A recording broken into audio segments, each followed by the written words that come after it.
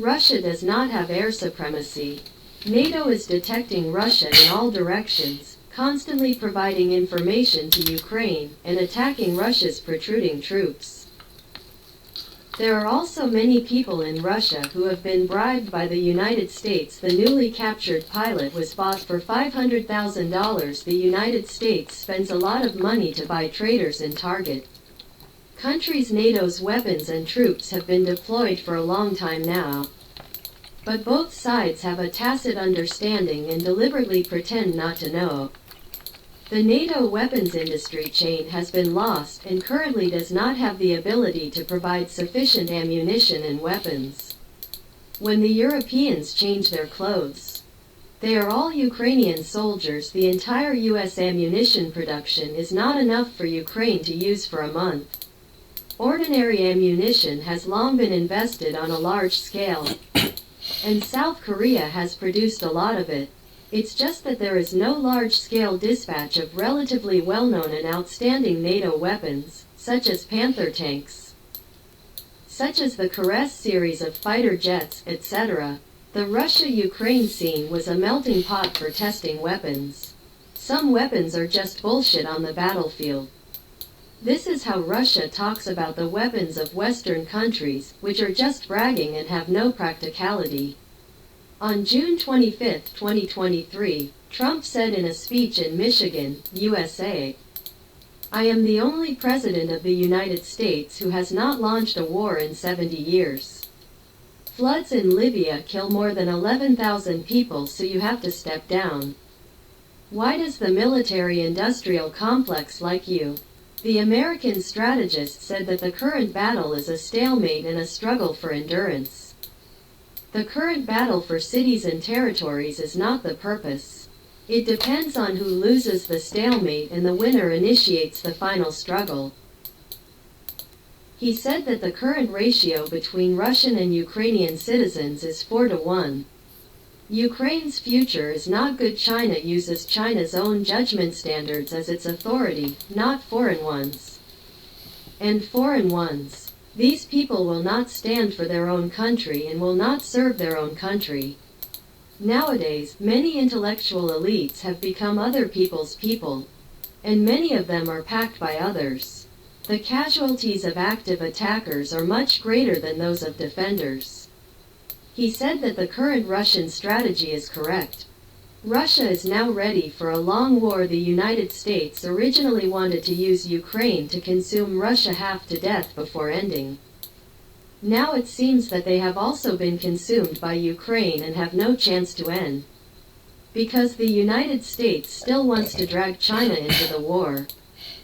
It must retain some combat power. The Russo-Ukrainian War can be regarded as the prelude to the Third World War. If the Russo-Ukrainian War is not successful, it will only freeze the war and never end. War in other places will not last long. In short, the world has entered war mode, Zelensky said. Our counterattack has failed. We have suffered heavy losses throughout the whole process. Our troop resources are getting smaller and smaller. It can be said that Ukraine has no troops available, so this war is not a happy one for us. The opportunity has come. Fans in the group follow up. Now all the countries in the world except Western countries that follow the United States hate the United States. An anti-US alliance is now forming. We should vigorously open up America's backyard and the Middle East. Russia is doing it in Africa. Western countries are united when facing non-Western countries. And the struggle between the East and the West is a protracted war. Now that Biden is facing internal and external troubles, he will definitely not be able to hold on for a few more days. The anti-American alliance is mainly dominated by China and Russia. Russia dares to fight, China is desperately developing, and the United States is extremely anxious and has gone crazy. Stalemate is peace. 600,000 versus 600,000. Generally, the attacker should have 3 times the enemy's strength to launch an attack. Even if the Russia-Ukraine war ends, It will not be a lasting peace. https://www.guancha.cn/mirsahaimo/2023_09_508651.html. This article is nonsense and is full of the flavor of sowing discord between China, Russia and North Korea. The whole article dominates the thinking of a Go, who is afraid that North Korea will cause trouble for him. This cowardly thinking should stop. Tolerance will only bring more troubles. Only by using North Korea to continuously attack the United States can we obtain the other party's compromise. This is the wisdom and courage that a big country should have. Instead of fearing that North Korea will offend the United States and cause trouble to itself. It's really, the world has undergone unprecedented changes. While Russia still had control of the air, its troops were evenly matched and they were suppressed. The Russian generals' command skills were really poor. At Hu Zeping, they are all kneeling people. It is already good for Russia to fight against the entire NATO. A stalemate means giving and taking in local battlefields. There is no need to magnify. Stop talking about fighting NATO on your own. Yes, it was the brave Russia that created the situation and broke the situation of the United States. If NATO really supports Ukraine like China supported North Korea, only then can we settle in RMB. Russia has long been forced to drop nuclear bombs. NATO sending troops would be a thermonuclear war. Russia does not have air supremacy. NATO is detecting Russia in all directions, constantly providing information to Ukraine, and attacking Russia's protruding troops. There are also many people in Russia who have been bribed by the United States. The newly captured pilot was bought for $500,000. The United States spends a lot of money to buy traitors in Target. Countries. NATO's weapons and troops have been deployed for a long time now. But both sides have a tacit understanding and deliberately pretend not to know. The NATO weapons industry chain has been lost and currently does not have the ability to provide sufficient ammunition and weapons.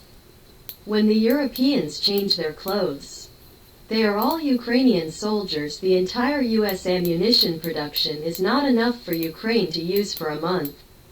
Ordinary ammunition has long been invested on a large scale, and South Korea has produced a lot of it.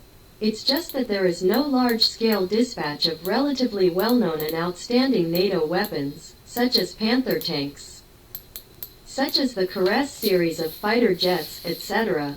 The Russia-Ukraine scene was a melting pot for testing weapons. Some weapons are just bullshit on the battlefield. This is how Russia talks about the weapons of Western countries, which are just bragging and have no practicality. Afghanistan was already poor. After decades of repeated efforts by the Soviet Union and the United States, the country's economy has been in a state of collapse for a long time, and it is impossible to guarantee enough food. However, Afghanistan is a country rich in natural resources. It has a total reserve of at least 4.5 billion tons of coal. The copper reserves are not only rich and of high grade, but also have a total reserve of 2.5 billion tons of iron ore. There are also more lithium ore as necessary for new energy vehicle batteries. Afghanistan's lithium mines are among the top in the world, with reserves reaching an exaggerated 30 million tons, and now it is a period of rapid growth for new energy vehicles, which is of great strategic significance. China sent an ambassador to explain that China and Afghanistan have reached an agreement on key issues. For China, there are essentially two requirements for the Taliban. First, to control domestic terrorism and not let China suffer. Otherwise, China will not be able to cooperate with Afghanistan normally and can only continue to cut off normal exchanges between the two countries. Second, the Taliban must abide by contracts and keep promises so that everyone can cooperate stably and continuously. Without these two items, it is impossible for China to cooperate normally with Afghanistan. Now that China has sent an ambassador, it means that the two sides have reached a consensus. Afghanistan welcomes the Chinese ambassador with the high standards of welcoming leaders. This is also a statement to China and a statement to the world. How could the United States not get sulky when seeing the Taliban greeting the Chinese ambassador like this? Afghanistan spent trillions to conquer and fought hard for 10 years.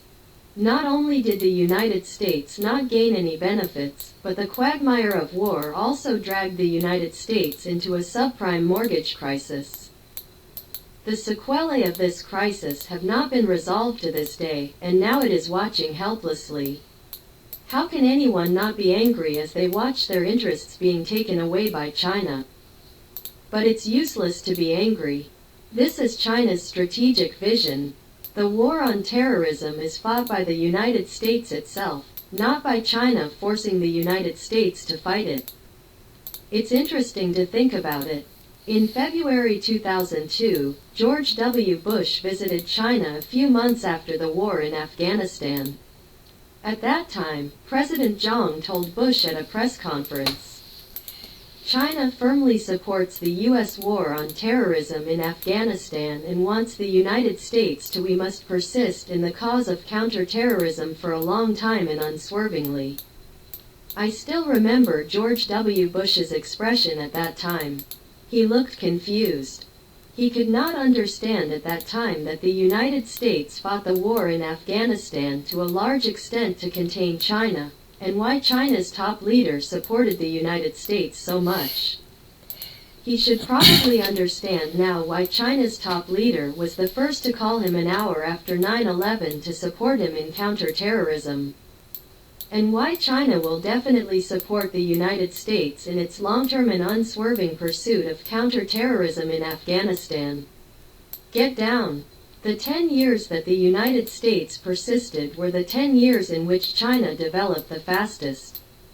Just when the United States wanted to swallow Afghanistan but couldn't, and wanted to spit it out but was reluctant, China's GDP more than quadrupled. By the time the United States thinks about containing China, it will be too late.